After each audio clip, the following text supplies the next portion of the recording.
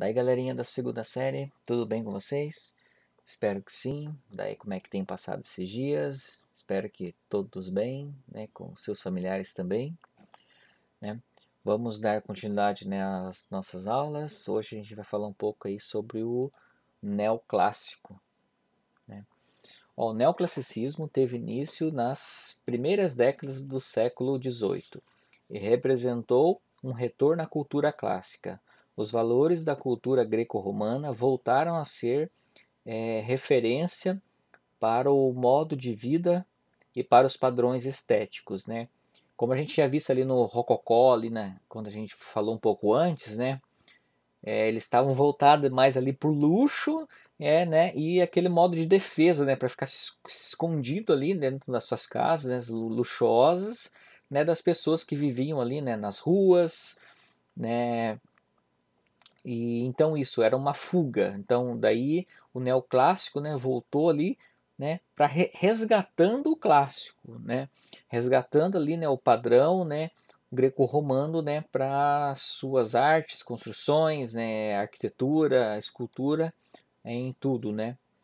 Ó, para muitos, o excesso de rebuscamento decorativo e fútil do rococó passou a ser considerado falta de decoro em relação à situação política e econômica que marcava a conjuntura europeia. Então, era alguma coisa fútil, né, e passava, né, desconsiderado, né, por esse motivo social mesmo, né, dessa grande diferença de quem tinha poder, dinheiro e quem era pobre. Então era uma diferença assim, era muito grande. Então eles acabaram, né, entrando aí nessa diálogo, nessa conversa por causa disso, né. Ó, então o retorno ao estilo mais simples e modesto, com sobriedade nas formas e voltado para o racional, e ao necessário, passou a ser visto como um antídoto ao que estava sobrando. Então, ó, eles quiseram, né, voltar ao estilo greco-romano por isso, por formas mais simples, né, sempre voltada ali ao necessário, né, e mostrar, né, o que realmente estava acontecendo, né, não só aquela coisa luxuosa, né, que viviam, né, quem estava, né, adepto ao rococó. Ó, as pinturas produzidas no estilo neoclássico, quando comparadas ao rococó, foram marcadas pelas seguintes características: sobriedade, redução de ornamentos, coloridos mais contido, exatidão dos contornos. Então, ó, já começaram a diminuir as coisas em relação ao rococó, né? Lá, sobriedade. Então eram coisas assim mais sérias, né? Mais não era aquelas coisas exageradas, né? Volumosas. Redução de ornamentos, né? Então eram não tinha aqueles floreiros, aquele monte de flor e coisas, muitos detalhes, né? Então eram coisas mais simples.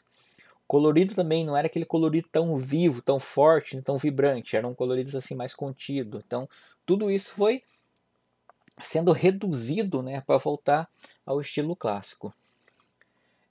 Os avanços das descobertas arqueológicas em Herculano e Pompeia e as reedições de obras de viajantes que relatavam cenas, costumes, hábitos e expressões artísticas produzidas em Roma e na Grécia durante a antiguidade contribuíram com estímulo e inspiração dos artistas do século XVIII. Então o que eles fizeram, né? Foram inspirados aí nesses arqueológicos, né, que escavaram em Herculano e Pompeia e baseado nessas obras que eles encontravam, né, e nessas expressões artísticas que foram produzidas, né, na Roma e na Grécia, que eles começaram a ser estimulados, né, por essas obras e voltando, né, a trabalhar esse tipo de estilo, né, essa temática, né, que os gregos e romanos trabalhavam.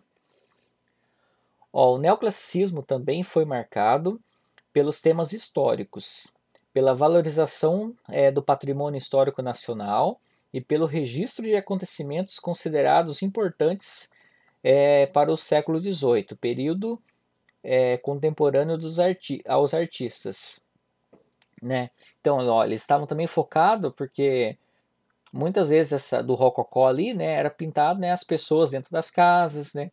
Era pintado ali o luxo era pintar tudo isso. Eles não tinham muito foco, né, no patrimônio histórico, né, no histórico, né, então eles estavam resgatando isso também, voltando aí, né, com o neoclassicismo.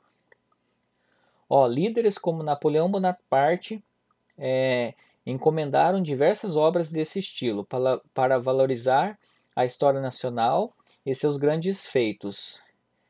O academicismo e a rigidez informal que marcaram as obras do neoclássico levaram críticos como Adolfo Venturi em 1896 a rejeitá-lo e considerá-lo caricatural. Segundo o crítico Mário Praz, seria impossível resumir a história da pintura e de seus diversos estilos em um conflito entre as linhas retas e curvas. As linhas curvas marcariam os excessos nas temáticas, nas formas e no colorido. Durante o século XVIII, período neoclássico, a predominância da linha reta definia a arte marcada pela ordem e pela autoridade, pela representação oficial, pela simplicidade e pela pureza. O rococó representaria a curva, o neoclassicismo a reta. Então aí, ó, também com vários estilos artísticos que foram surgindo aí durante a história da arte, sempre tem aquelas partes que rejeitavam, né, esse estilo, né? E como foi mencionado aí, que alguns críticos, né, falavam que eles estavam copiando, né, a arte greco-romana, mas de uma forma caricatural, né, que eles não estavam exemplificando ela como ela é, fazendo ela como ela é. Estavam fazendo ali como exemplo, né, como uma cópia mal feita, né, então teve tudo isso, mas na verdade é que eles estavam trazendo, né, a arte greco-romana de volta, mas também com um pouco de inspiração em outras coisas. Então por isso que tinha ali uma característica ali um pouco diferente, né, uma característica mais simples, né, até por isso que menciona ali, né, que o rococó representaria a curva de tantos ornamentos e floreios que tinha na pintura. E o neoclassicismo significava a reta, né, que eram formas mais simples, né, mas mais verdadeiras, mais concisas, né, nesse sentido. Uma das obras, né, que a gente vê aqui do neoclassicismo, ela faz uma referência ao que hoje em dia a gente vê nas histórias em quadrinhos. Aqui vocês podem ver, nessa mesma pintura, na verdade está contando como se fosse três trechos de uma história. O que está dividindo, né, a gente consegue ver pela linha aqui, são as colunas lá atrás. Na primeira, como se a gente fosse ver, se esse aqui fosse o primeiro um quadrinho numa história em quadrinho, o primeiro quadrinho, os irmãos, né, Horácios, né, estão fazendo ali o juramento, né, de uma batalha que eles vão fazer. No segundo quadrinho, o pai está entregando, né, as armas para eles. E no terceiro quadrinho tá ali, né, a família, né, as esposas, mães, né, irmãs, né, chorando, né, por medo do que vai acontecer nessa batalha, né, que eles podem morrer, né, então tudo isso. Então, ó, isso remete, né, a uma coisa aí bem antiga, mas se remete ao que é praticamente uma história em quadrinho. Numa mesma tela, a gente consegue ver contando uma história. Então essa tela é do Jacques Louis David. Ó, foi considerado o maior representante do neoclassicismo na França. Nascido em 30 de agosto de 1748, em uma família abastada, estudou nas melhores escolas. Seu grande interesse, porém, era o desenho, no qual se refugiava por ser bastante tímido. Um dos motivos era era um tumor na face que lhe dificultava a fala. Em 1774, foi aceito como membro da Academia de Roma, cidade berço do neoclassicismo. David foi um pintor oficial do imperador Napoleão I. Então aí fala um pouquinho sobre ele, né? Que ele sempre gostou de desenhar, né? Mas ele usava isso como refúgio, né? Porque ele era muito tímido e também tinha um tumor na face que prejudicava a voz dele, então, né, a voz dele não era bem normal, então por isso ele tinha, né, era bastante tímido. Ele usava, né, o desenho ali como uma forma de refúgio.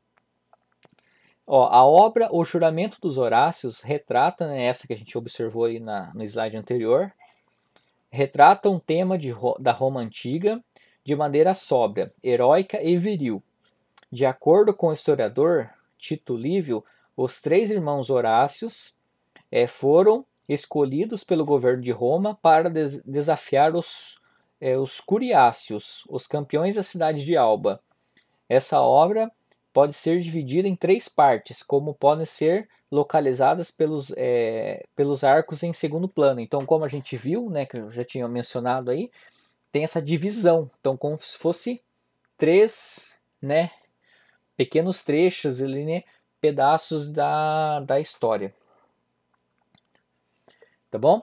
Então aí com isso, né, depois aí vocês pesquisam, né, o Jacques Louis David aí para vocês observarem mais obras dele, né, como ele pintava, seu estilo, e com isso a gente conseguiu aí ver, né, entender um pouco, né, sobre esse, né, o neoclassicismo, né, que na verdade é um classicismo novo, né, como não é perfeitamente igual, mas retomou aquela origem, né, com alguns elementos, com alguns adicionais ali, com algumas coisas relacionadas a outros elementos, mas fugindo, né, daquela exagerado de cores, de formas, do rococó. Então, trazendo uma coisa mais sóbria, uma coisa mais verdadeira, né? E uma coisa mais voltada aí, né? Igual esses juramentos do Horácio mesmo aí, né? Trazendo aí um motivo, né, nacional, né? Um motivo heróico, né? Um motivo sóbrio e viril, né? Tá bom, galerinha? Então, na próxima aula a gente dá continuidade ao assunto e até mais. Tchau, tchau.